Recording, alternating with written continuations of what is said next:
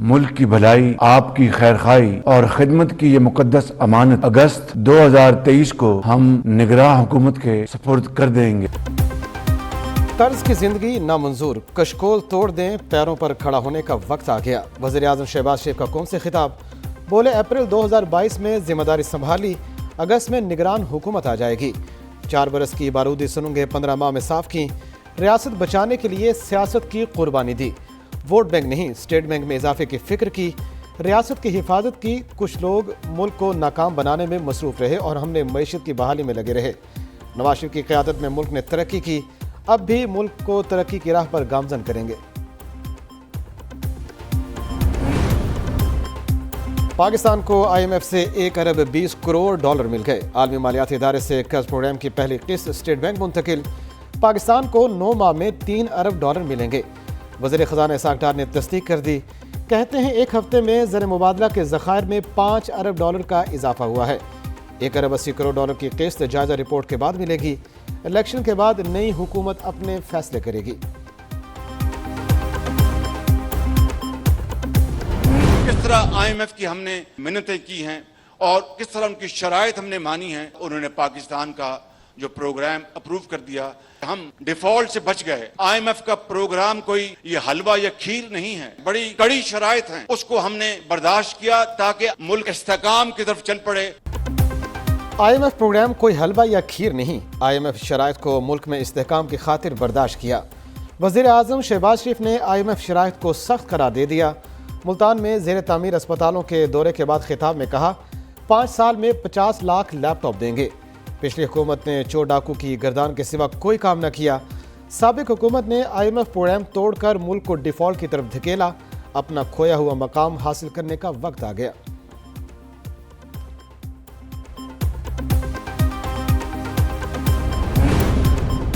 زر مبادلہ ذخائر 6 کروڑ 10 لاکھ ڈالر تک پہنچ گئے۔ 4.2 ارب ڈالر آئندہ ہفتے کے زر مبادلہ کی رپورٹ میں شامل ہوں گے۔ اسٹیٹ بینک نے زر مبادلہ ذخائر کے اعداد و شمار جاری کر دیے۔ مرکزی بینک کے مطابق مجموعی زر مبادلہ ذخائر 9 ارب 83 کروڑ ڈالر ریکارڈ۔ کمرشل بینکوں کے پاس 5 ارب 31 کروڑ ڈالر موجود ہیں۔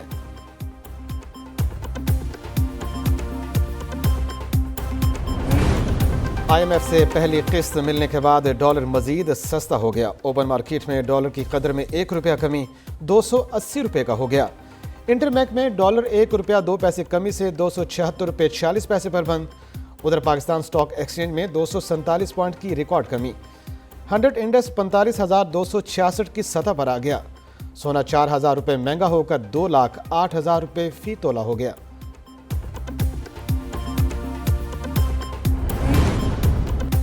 امریکہ کی آئی ایم ایف سے اسٹینڈ بائی معاہدے پر پاکستان کو مبارکباد۔ امریکی سفیر ڈونلڈ بلوم کا کہنا ہے کہ پاکستان معاشی بحران سے گزر رہا ہے، معاشی بحران سے نکلنے کے لیے نیک خواہشات ہیں۔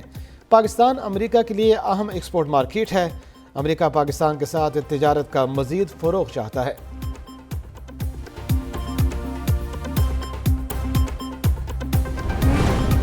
سپریم کورٹ میں 2 بڑے کیس سماعت کے لیے مقرر۔ سویلین کے فوجی عدالتوں میں ٹرائل کے خلاف کیس کی سماعت 18 جولائی کو ہوگی۔ چیف جسٹس کی سربراہی میں سپریم کورٹ کا 6 رکنی بینچ کیس کی سماعت کرے گا۔ فریقین کو نوٹس جاری۔ ادھر supreme court practice and procedure bill 2023 case بھی سماعت کے لیے مقرر۔ چیف جسٹس پاکستان عمر عطا بندیال کی سربراہی میں 8 رکنی لارجر بینچ 21 جولائی کو سماعت کرے گا۔ سپریم کورٹ نے مقدمے کے فریقین کو نوٹسز جاری کر دیے۔ الیکشن اصلاحات پر 99% کام مکمل، بیشتر متنازع نکات پر اتفاق ہو گیا۔ انتخابی اصلاحات کی پارلیمانی کمیٹی کا تیسرا اجلاس، 1-2 معاملات پر پی ٹی آئی کا تحفظات کا اظہار، حکومت کا معاملات مل بیٹھ کر حل کرنے پر اتفاق۔ اجلاس میں سیاسی جماعتوں پر پابندی کے معاملے کو ایجنڈے سے نکال دیا گیا۔ چیئرمین پی ٹی آئی کے خلاف غیر شرعی نکاح کیس قابل سماعت قرار، سول کورٹ کا فیصلہ کالعدم۔ چیئرمین پی ٹی آئی کے خلاف غیر شرعی نکاح کیس پر دائر اپیل منظور۔ District and session court Islamabad نے کیس کا محفوظ فیصلہ سنا دیا۔ سول جج نے کیس کی درخواست کو عدالت کے دائرہ اختیار سے باہر قرار دیا تھا۔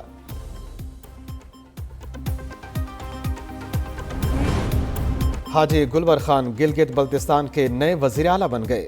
نئے وزیر اعلیٰ نے عہدے کا حلف اٹھا لیا۔ P T I forward block کے 9 منتخب وزیر اعلیٰ کو 19 ووٹ ملے۔ پی ٹی آئی ہم خیال گروپ کے 3 امیدواروں کا انتخابی عمل کا بائیکاٹ۔ حاجی گلبر خان کو پیپلز پارٹی اور مسلم لیگ نون کی حمایت حاصل تھی۔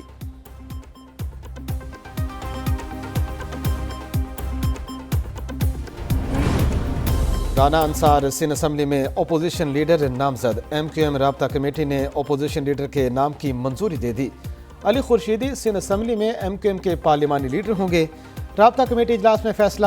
ایم کیو ایم پاکستان کا کہنا ہے اپوزیشن لیڈر مقرر کرنے کے لیے درخواست جلد سندھ سیکریٹریٹ میں جمع کرائی جائے گی۔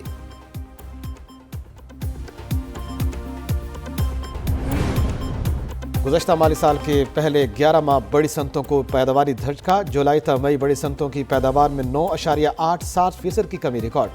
مئی میں سالانہ بنیادوں پر بڑی صنعتوں کی پیداوار میں 14.37% کی کمی۔ ادارہ شماریات نے اعداد و شمار جاری کر دیے۔ خوراک، مشروبات، ٹیکسٹائل، لڑکی، آٹو موبائل کے شعبے میں گراوٹ کا شکار ہے۔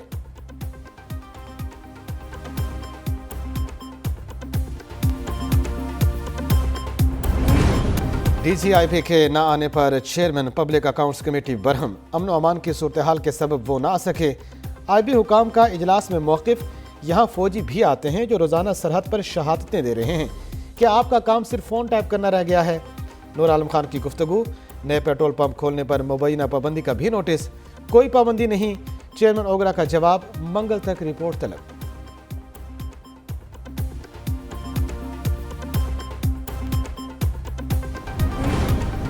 دریا ستلج میں اونچے درجے کے سیلاب کی وارننگ جاری۔ بہاول نگر دریائی بیلٹ کے علاقوں میں نقل مکانی کے اعلانات۔ دریا ستلج میں گنڈا سنگھ والا کے مقام پر درمیانے درجے کا سیلاب۔ پانی کی سطح 22 فٹ سے بڑھ گئی۔ قصور اور اوکاڑا کے کئی دیہات زیر آب، لوگوں کی محفوظ مقام پر منتقلی۔ دریا ستلج میں پانی کی آمد 1,14,260 کیوسک ہے۔ عارف والا میں درجنوں بستیاں زیر آب آنے کا خدشہ۔ 18 ہزاری میں دریائے چناب قابو سے باہر، پانی دیہات اور کھیتوں میں داخل۔ رنگ پور کے نشیبی علاقے پانی میں ڈوب گئے۔ انتظامیہ کی شہریوں کو محفوظ مقامات پر منتقلی کی ہدایت۔ چونیا میں دریا کا پانی کناروں سے ابل پڑا۔ سینکڑوں ایکڑ اراضی زیر آب۔ چینیوٹ میں بھی کئی علاقے پانی میں ڈوب گئے۔ کمالیہ میں راوی کا حفاظتی بند ٹوٹنے کے قریب۔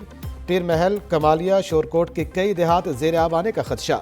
ملتان انتظامیہ دریا سے ملحقہ جھگیاں اور کچے کے مقامات خالی نہ کرا سکی۔ عوام بلاول بھٹو کو اگلا وزیر اعظم بنائے گئے۔ چیئرمین پی ٹی آئی کو بال ٹھاکرے کی صورت میں پاکستان پر مسلط کیا گیا۔ اب تو اسرائیل بھی پی ٹی آئی کی قیادت کی حمایت میں کھل کر سامنے آ گیا۔ قوم کی آنکھیں کھولنے کے لیے یہ کافی ہے۔ وزیر اطلاعات سندھ شجیر انعام میمن کہتے ہیں جمہوری حکومت اپنی مدت پوری کرنے جا رہی ہے۔ انتخابات آئین کے دائرے میں رہتے ہوئے ہونے چاہیے۔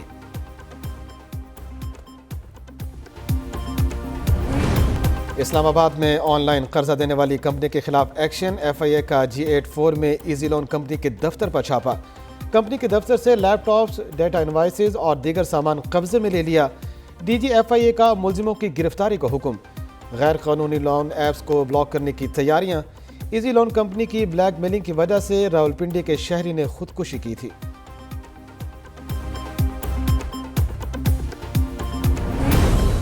پاکستان کے خلاف پہلے ٹیسٹ کے لیے سری لنکن ٹیم کا اعلان۔ دیموت کرونا رتنے سری لنکن ٹیم کی قیادت کریں گے۔ ادھر پاکستانی ٹیم بابر اعظم کی قیادت میں گول پہنچ گئی۔ شاہین آج آرام، کل پریکٹس کریں گے۔ پاکستانی ٹیم میں محمد رضوان، عبداللہ شفیق، ابرار احمد، حسن علی، امام الحق شامل۔ پاکستان اور سری لنکا کے درمیان پہلا ٹیسٹ 16 جولائی سے شروع ہوگا۔ دوسرا ٹیسٹ کولمبو سپورٹس کلب میں 24 جولائی سے شیڈول ہے۔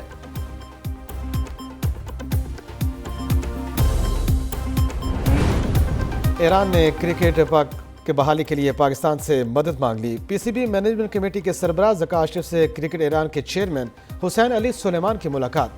کرکٹ کے فروغ اور کھلاڑیوں کی کوچنگ کے لیے پاکستان سے تعاون کی درخواست۔ ذکا اشرف کی کرکٹ ایران کے چیئرمین کو مکمل تعاون کی یقین دہانی۔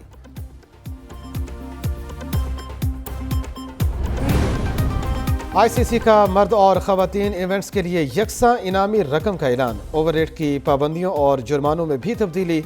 انٹرنیشنل کرکٹ کونسل کے ڈربن میں سالانہ میٹنگ کے دوران اہم فیصلے۔ آئی سی سی کے مطابق کھلاڑیوں کو میچ فیس کے 5% کے برابر جرمانہ کیا جائے گا۔ اوور ریٹ کی زیادہ سے زیادہ سزا میچ فیس کا 50% ہوگی. ICC کے ہر ممبر کی فنڈنگ میں خاطر خواہ اضافہ.